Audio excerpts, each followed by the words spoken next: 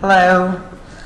My name is Beth Mays, and I'm overwhelmed to be standing here at the moment. I can't believe 8 years ago I created an organization from very humble beginnings that I would be standing here in Hollywood. You could not have paid me millions of dollars to even begin to fathom that I'm standing here.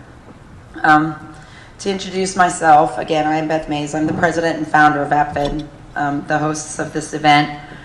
I'm trying not to cry.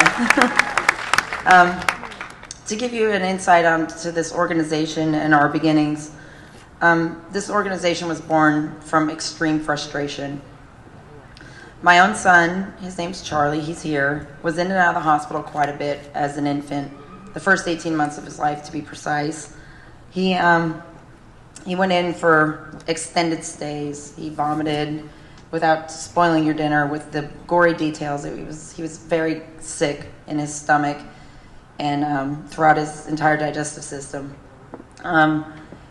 He threw up quite a bit. I went to the doctor. They gave us the usual things that doctors say. Babies just throw up, that kind of thing. He's intolerant to lactose. We tried everything. And he just got sicker and sicker and sicker. And I'm a mom of 4. He's my 4th. And that mommy instinct kicked in. It just didn't seem right. And we went in the hospital, and I fought with the doctors. And he eventually got an endoscopy. And they didn't tell me what he had. He was being fed through his heart. It's called TPN. And they sent us home. And they just said he would just continue to get sick, and we should just deal with it. And as any parent or person who loves anyone in the world would know, that's just not acceptable. And after about 6 months, I got into an argument with our physician, a very animated argument. And he's yelling at me. And he's blaming me, and he says, "Your son has eosinophilic gastroenteritis. Don't you know what that means?" And I said, what was that gigantic word you just said in the middle of me being wrong here? And he said, "Eosinophilic gastroenteritis, but don't look it up. There's absolutely nothing out there for you. Don't go on the internet. There's nothing credible." Quite literally at that moment, this organization was born. I am a rather tenacious person, as some of you who know me are. I would probably attest to. I'm kind of determined. Went immediately to the internet and looked it up and started reading all the medical journals that I could get my hands on and educated myself about this disease. In turn, I went right back to my doctor's office with my husband to control me and fired my doctor. And I went back to the net and I found some other parents, and they were equally as frustrated. My son had been sick for almost 2 years. Some of these other kids had been sick 4, 5, 6, 7, 8, 10 years. And it's just unacceptable that anybody should be so sick, losing weight, barely getting by, on feeding tubes, and have no answers. It just didn't make sense. And myself and a few other very passionate parents got together, and we said, we're gonna do something about this. And we didn't start with an endowment like a lot of other organizations do.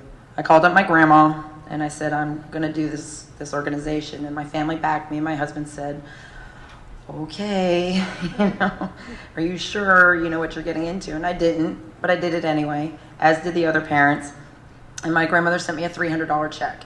And she said, here's some money to open a bank account. You go find the rest. And that was 8 years ago. And since then, we've raised about $500,000 plus. That's sitting in a research fund. Plus, we've given several $100,000 in awards to physicians, including Dr. Aceves, who will be speaking in a moment. She's here this evening.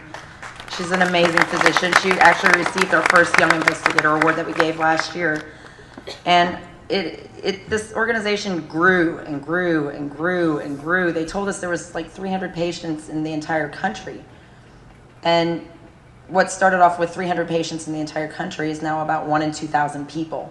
Every one of you knows somebody outside of this space, probably by extension, who has this disease. You don't just jump like that. I mean, I'm very proud to be associated with it, but there's a lot of education and awareness going on out there that APFED has helped participate in and that the physicians have participated in. I'm not just one person doing this. I get a lot of credit for it, but I am surrounded by the most dedicated volunteer group of people who also had similar frustrations with their own children, extremely sick children. Taking time away from their families is one thing, taking time away from your job is another thing, but when you have a sick child and they're in and out of the hospital, to take that time to give to something that I knew I believed in and was passionate about, but they found it within themselves, and the physicians find it within themselves to just keep pressing forward. And this disease is new. We as a group, and I was speaking about this actually just yesterday with one of our honorees, Ned, these kids and these families are paving the way for the future of this disease. If you think about a disease such as diabetes 50 years ago when it was new, those people paved the way for the people now. And these kids and these families are writing the history of this disease. They are making the changes. They're doing the therapies. The sponsors that we have, the pharmaceutical companies are developing treatments that are paving the road for a better future for these people. And it's overwhelming to me just standing up here. APFED proudly started as a support mechanism and an education mechanism to bring us together, and now works on Capitol Hill for federal legislation, state-bound legislation. We work internationally. Our website is the leading authority internationally. It translates to more than 25 languages for families and physicians to turn to. We host medical conferences. We host patient conferences. It just goes on and on. We create books and teach people how to deal with this, not by being self-pitying, oh, I can't eat. While that is a big focus of this disease, you can't eat. You're allergic to everything or one thing or two things. This is a very broad spectrum of disease. It could be one food, and it can quite literally be all foods and everything in between. And that is a massive spectrum when you think about it.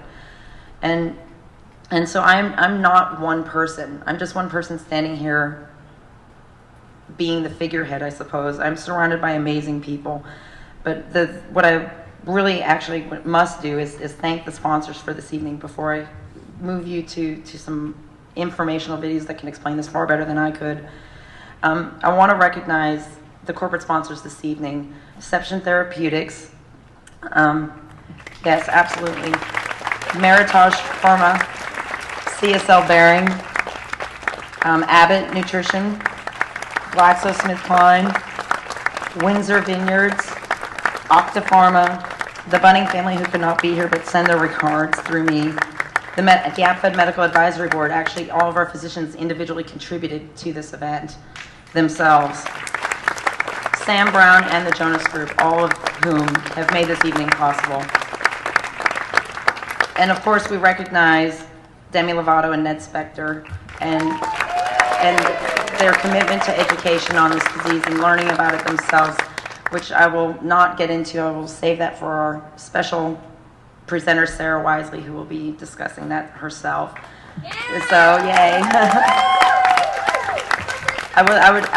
I would be remiss if I tried to tell the story because it is her story to tell. But I want to close this by saying, you know, my mom told me a long time ago when I created this organization, never make a mom mad, and keep that in your heart, and that's the truth. So go with that. Never ever make a mom mad, because don't tell me I can't, because I'm gonna. So yeah.